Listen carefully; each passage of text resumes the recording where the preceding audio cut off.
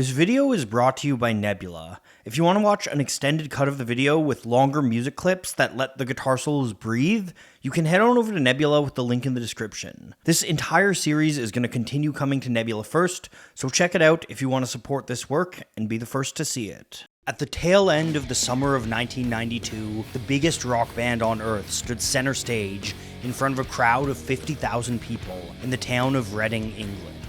Nirvana ripped through half an hour of ferocious rock songs and followed it up with a 7-song encore. That encore ended with an homage to Jimi Hendrix's Star-Spangled Banner.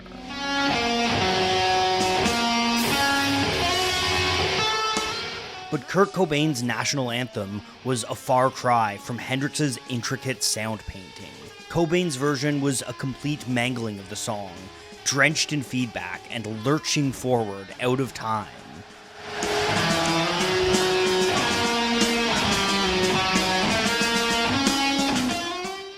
It was a sloppy satire on one of Hendrix's defining moments, and a sardonic statement about 90s America. While Cobain was butchering the anthem, he and his bandmates began dismantling the entire stage, trashing instruments and leaving pure carnage in their wake. In a small way, this act was emblematic of what Nirvana had done to the wider music scene. When Nirvana rose out of Seattle at the end of the 80s, rock was dominated by elaborate hair metal groups. Many of these bands were as famous for their misanthropic antics as they were for their music. Rock stars had become completely alienated from the common man. But Nirvana were different. When they arrived on the scene with basic chords and plaid jackets, it was such a breath of fresh air that rock and roll abandoned hairspray and skinny jeans almost overnight. Nirvana's Simple Noise was the inevitable response to a decades-long era that had seen guitar solos explode out from garages and into stadiums, cross over into pop, and become the very embodiment of musical indulgence. But for all of its bloated excess, this era saw the guitar top charts, defy expectations, and get pushed to levels of technical ability that even Jimi Hendrix could have only dreamt of.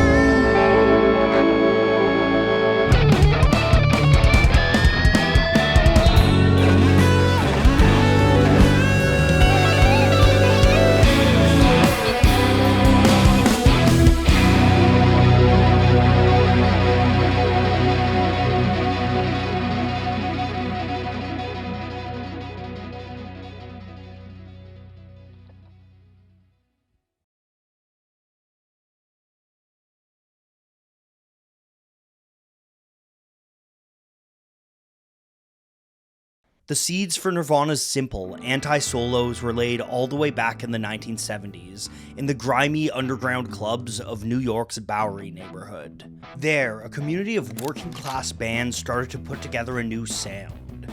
This sound was a far cry from the slick and elaborate rock music being made in multi-million-dollar, state-of-the-art studios. It was innovated by a number of bands, but the most important of them was a group of kids from Forest Hills called Ramones. Ramones saw the era of 5-minute guitar solos and lush studio orchestration, and frankly, they thought it was a bunch of bullshit. So they developed a new sound that could be played by anybody with a guitar and a heart. In direct contradiction to the indulgences of prog rock, this new sound focused on songs that were simple, short, fast, and loud. It was called punk. The origins of punk were found in Neil Young's minimalist blues, in the searing noise of the New York Dolls, and in the wild antics of Iggy and the Stooges. It took the guitar solo back to the simpler melodies of the 50s, and then some.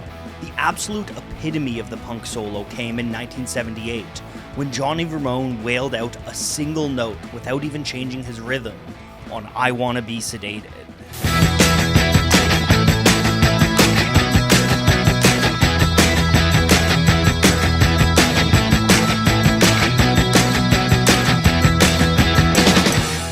I Wanna Be Sedated is the guitar solo stripped down to the absolute bare minimum.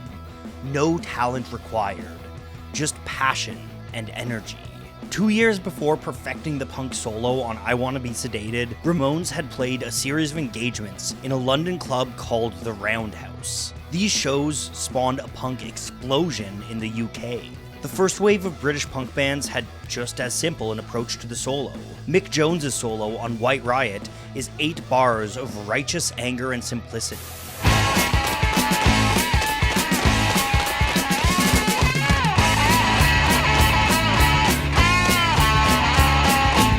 The Sex Pistols' Steve Jones managed to squeeze 2 solos into Anarchy in the UK, each embodying the punk value of emotion over technical ability.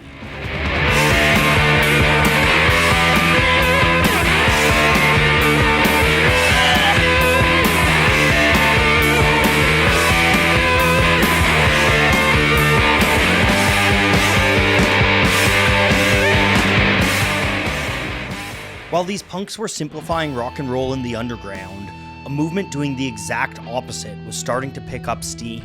As the 70s gave way to the 80s, a new wave of heavy metal was growing in the UK.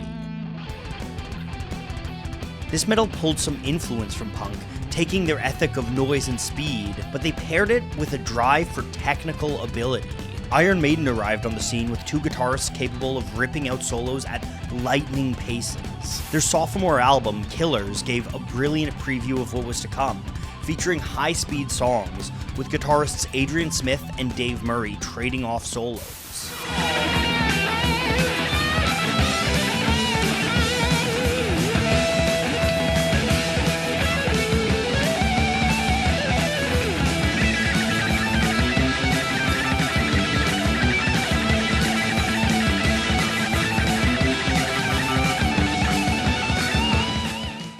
Iron Maiden's dueling guitar approach was a signal of the continued growth of the solo. Now bands could have multiple lead guitarists. And Maiden used their multiple guitarists to become one of the most prolific bands of the 80s. Across that decade, they would release 7 albums, each packed to the brim with guitar decadence. They were just one of dozens of bands that started to flood the UK scene and transform the pop charts. One of the fastest, hardest bands of this new wave of heavy metal were Motorhead, who had pioneered the movement in the mid-70s. Their 1980 hit, Ace of Spades, shows off how Fast Eddie Clarke got his nickname.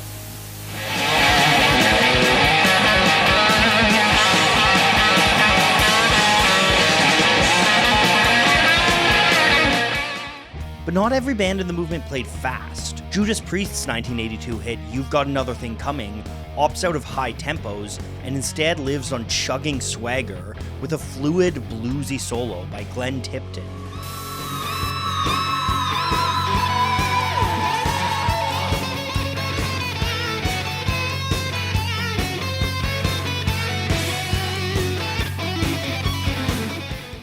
You've Got Another Thing Coming was a transatlantic hit, creeping its way into the American Hot 100. And by the early 80s, America was starting its own movement of fast, loud metal music.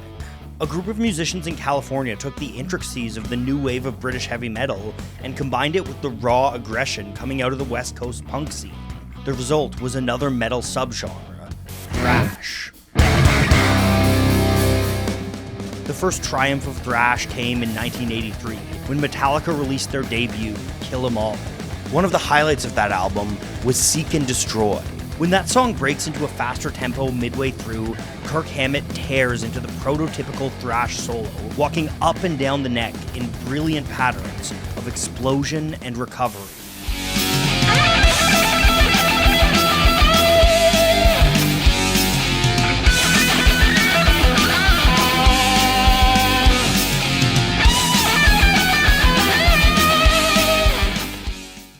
One of the founding members of Metallica was Dave Mustaine, but the band kicked him out before cutting their first album. Mustaine took his own material developed with Metallica and formed up a new band, Megadeth. One of those songs written with Metallica was Mechanics, which Metallica actually reworked into their own song, The Four Horsemen. Mechanics is a display of Mustaine's unique talent as he tears out an extended, dissonant solo.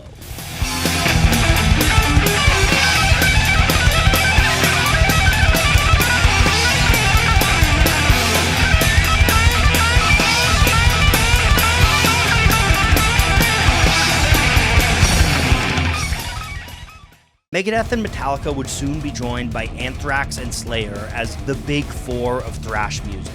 The Big Four would become leaders in a guitar arms race going on in the 80s, as guitarists across genre were trying to play faster, more complex solos. In 1986, Slayer's Jeff Hanneman launched a powerful volley in this war with Angel of Death.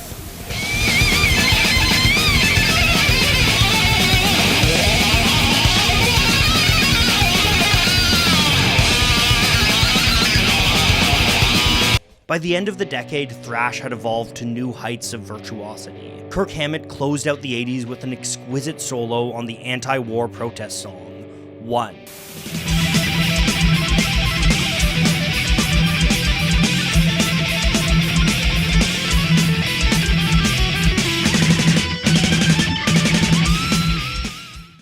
Thrash metal owes some of its success to a guitarist named Joe Satriani, who worked as a teacher in California from the late 70s onward.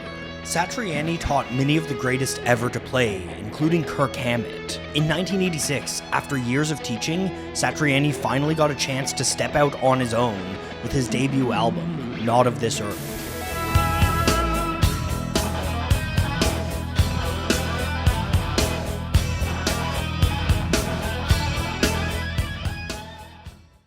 A year later, he'd follow it up with one of the greatest instrumental guitar albums ever, the hard-rocking Surfing with the Alien.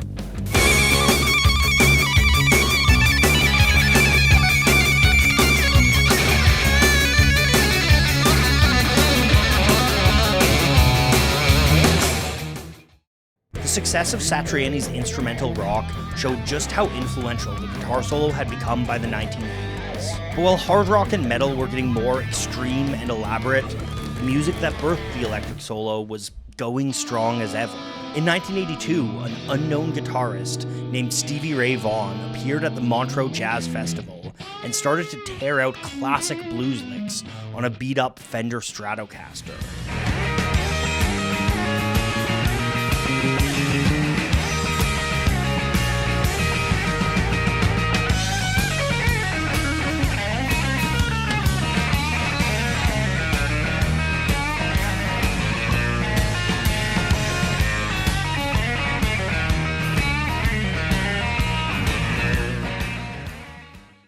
After that performance, David Bowie recruited Vaughan to play on his 1983 album, Let's Dance, and a year later, Vaughan would record his own debut, Texas Flood.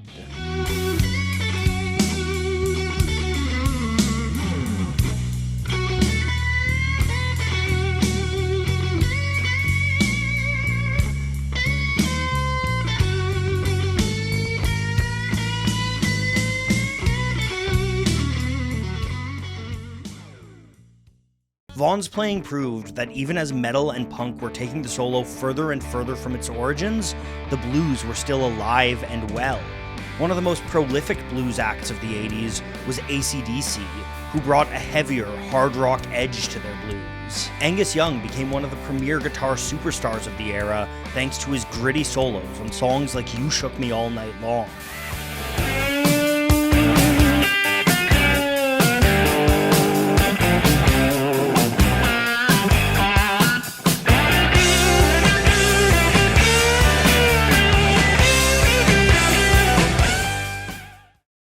Some guitarists in the 80s were pulling from sources even older than the blues. In Sweden, a guitarist named Yngwie Malmsteen started to pull influences from classical musicians like Paganini and Bach. He took Paganini's lightning-quick violin arpeggios and adapted them into a metal context. Malmsteen was particularly famous for a technique called sweep picking, which allowed him to run quickly through scales. Sweep picking had been around since the days of Les Paul, and Steve Hackett had used it in the 70s, but Yngwie combined it with a crisp tone and dramatic backing orchestration to create a singular metal sound. You can hear the results of these neoclassical techniques on 1984's Dark Star.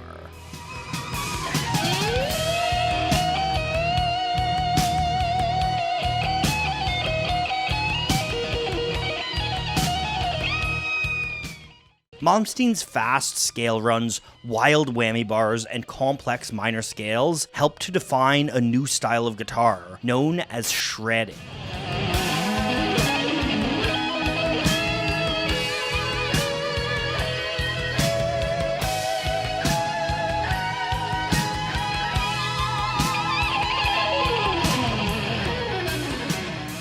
One of the great masters of the shred was Randy Rhoads. Rhoads had found charting success with Quiet Riot in the 1970s, but he truly cemented his legacy when he began to work with Ozzy Osbourne. After helping to invent metal with Black Sabbath, Ozzy struck out on his own at the end of the 70s and started to look for a guitarist. As part of this search, Osbourne auditioned Randy Rhoads. Rhoads had actually grown up hating Sabbath and originally didn't want to audition, but a friend pestered him until he finally gave in. When Rhoads showed up to the audition, Ozzy was drunk as hell and told Rhoads just to play anything. Ozzy remembered the moment in an interview with Stereogum. He started playing and I was like, what the fuck is this? Even in my stupor. I put it to him this way: I don't know if you're as good as I think you are, but I'll see you tomorrow. The next day, when I was sober, he just blew my mind. He was fucking unbelievable. Ozzy wouldn't be the last to have his mind blown by Rhoads. In 1980, Rhoads and Osbourne released their first collaboration together, Blizzard of Oz, which featured the instant classic Crazy Train.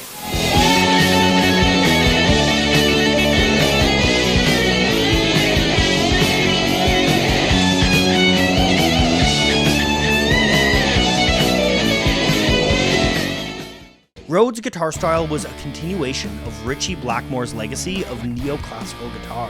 He had a perfect sense of how to balance mind-bending runs with more melodic passages, accenting with bends and whammies. Rhoads thought that much of heavy metal music was growing stale, so he sought to change it. During the making of Blizzard of Oz, he told Ozzy that almost all metal music was built around an A to E chord structure, so Rhoads and Osbourne ended up writing an album with nearly every song in a different key. The result was Crazy Train, written in the key of F sharp minor, and Mr. Crowley in D minor.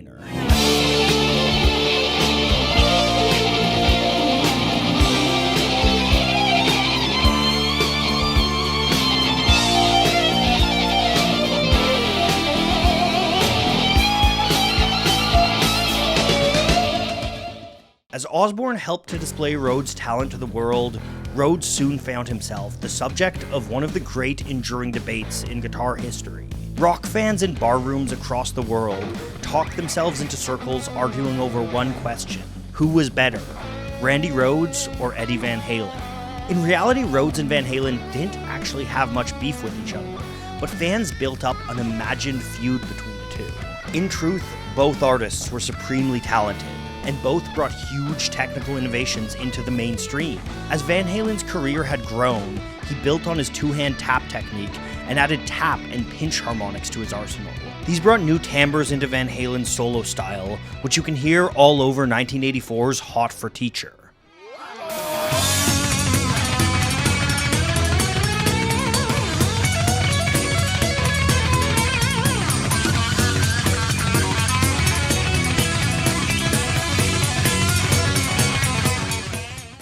The biggest moment of Eddie Van Halen's career didn't come on a Van Halen song at all. In the early 80s, after wowing the world with his soloing ability, Van Halen started to get phone calls from the legendary producer Quincy Jones. At first, Van Halen thought he was being pranked. He hung up on Jones several times before Jones was finally able to convince him that this was real. Jones had been entranced by Van Halen's sound and wanted him to play on Beat It, a song on the next Michael Jackson record. Van Halen was honored and offered to do his solo free of charge. When Eddie Van Halen played the solo on Beat It, he played so fast and so loud that the monitor speaker literally set on fire. Studio engineers had to run in with extinguishers to put out the flames when he was done.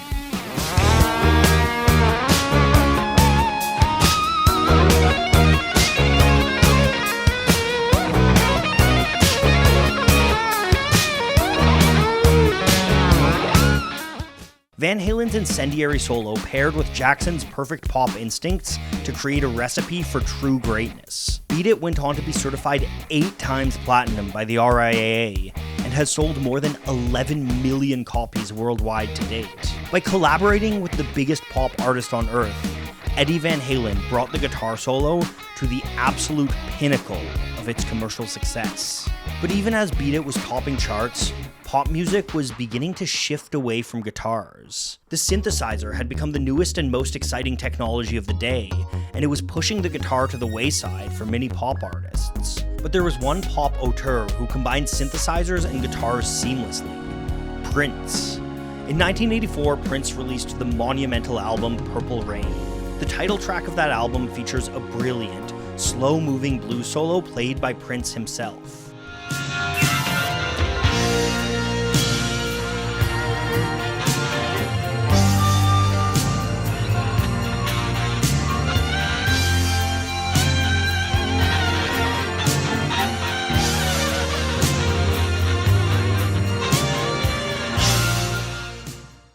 Purple Rain is one of the most incredible examples of a new kind of song that was taking over rock and pop in the 80s, the power ballad. Inspired by songs like Freebird and Stairway to Heaven, power ballads were dramatic, slow-moving rock songs, often paired with romantic lyrics and a climactic guitar solo.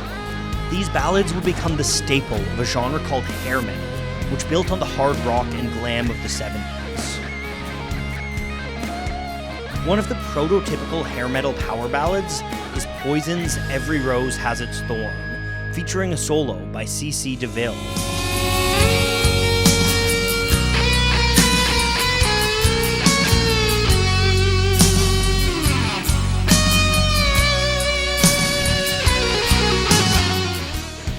Hair metal was the culmination of all the excesses that had been building through the 80s.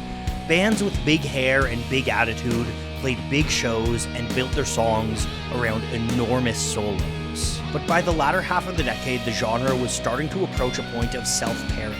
Then, in 1987, a hard-rocking, hard-drinking group of LA troublemakers named Guns N' Roses hit the scene.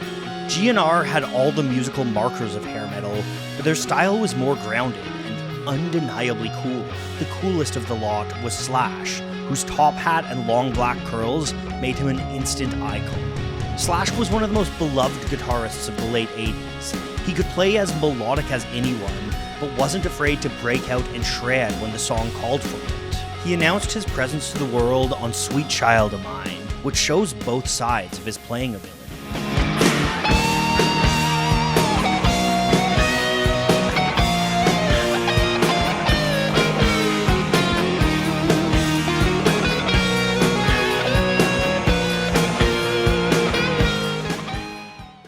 Slash would build on this ability as Guns N' Roses rode to enormous success at the end of the decade.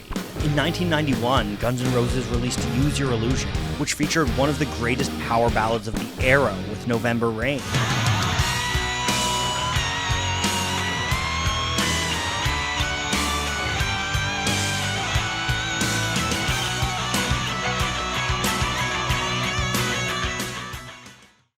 On the back of November Rain, Guns N' Roses seemed perfectly poised to lead the guitar solo into a new era at the dawn of the 90s. But just a week after Use Your Illusion, Nirvana dropped Nevermind. Nirvana's sophomore album was a shock hit and a global phenomenon. It stopped all the momentum of hard rock and hair metal in its tracks and offered a new option for a Generation X that was starting to come of age. This new movement was called grunge. All of the simplicity and power of Nirvana's music is wrapped up in the solo to Smells Like Teen Spirit.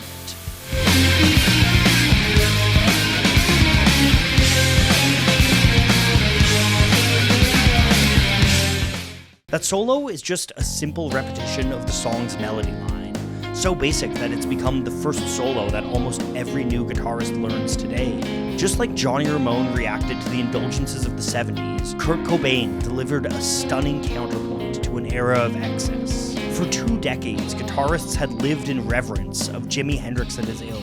When Nirvana hit the scene, they openly parodized the rock gods of yore and started to imagine a world where the guitar solo was no longer the most important part of a rock song. In the decades to come, the guitar solo would start to have less and less impact on the broader musical culture. But at the same time, Nirvana's alternative vision of rock kicked the door open for an era of experimentation, with new artists emerging to reimagine what the guitar could be. If you're enjoying this series and want to watch the next episode, you can watch it right now on Nebula. Every episode of the series on Nebula also features extended guitar solo clips, so you can really zone in and appreciate the majesty of these solos. And that's not all. Nebula has an awesome slate of originals, like Volksgeist's Danger Music, which looks into some of music's most extreme, experimental subcultures. You could also check out Unrated, Maggie Mae Fish's dive into the history of sex, sexuality, and gender in film. And of course, there's my original, Polyphonic Magazine, where I interview smaller artists in a unique format that celebrates my enduring love of print media. If any of this sounds cool to you, you can get started today with 40% off an annual plan. And if this kind of unique, creator-driven content really excites you, Nebula is once again offering lifetime memberships. For a one-time $300 payment, you can get Nebula for as long as both you and Nebula exist. There's no trick to this, no gimmick, just one payment and a promise that you'll be able to watch everything on Nebula forever. What's even cooler is that the money from these lifetime subscriptions will go toward funding all sorts of new, exciting, and experimental original content. I've even got some ideas in the work for originals that are really unlike anything I've ever done before. And if you want a special gift for someone in your life, you can even gift those lifetime memberships this holiday season. So check it all out with the link in the description. Nebula is a really incredible service that I genuinely believe in, and supporting it is one of the best ways to support a creator-driven online ecosystem. Thank you so much for watching.